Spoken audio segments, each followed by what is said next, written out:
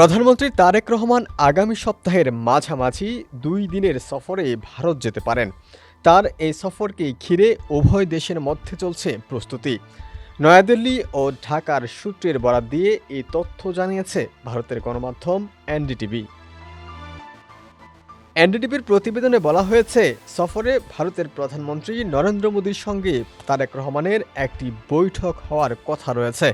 দুই দেশের প্রধানমন্ত্রী বাণিজ্য, সংযোগ, জ্বালানি, সীমান্ত ব্যবস্থাপনা ও আঞ্চলিক নিরাপত্তা সহ বিভিন্ন দ্বিপাক্ষিক বিষয়ে এই বৈঠকে আলোচনা করবেন বলে আশা করা হচ্ছে।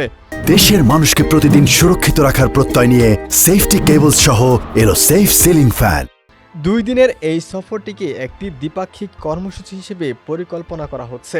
সফরের সময়সূচির বিস্তারিত বিষয় চূড়ান্ত করা হচ্ছে বলে আলোচনা সম্পর্কে অবগত ব্যক্তিরা জানিয়েছেন।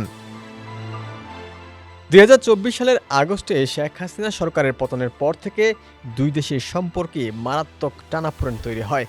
তখন থেকেই শেখ হাসিনার ভারতে অবস্থান এবং তাকে প্রত্যার্পণের জন্য বাংলাদেশের অনুরোধ সহ বেশ কয়েকটি বিষয়ে নয়াদিল্লি ও ঢাকার মধ্যে মতপার্থক্য দেখা দিয়েছে। তবে বিএনপি সরকার জানিয়েছে তারা ভারতের সঙ্গে কাজ করতে চায়। সাম্প্রতিক সময়ে কূটনৈতিক যোগাযোগ পুনরুজ্জীবিত হওয়ার কিছু লক্ষণও দেখা গেছে।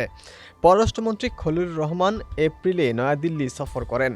তিনি ভারতের পররাষ্ট্রমন্ত্রী এস জয়শঙ্করের সঙ্গে বৈঠক করেন।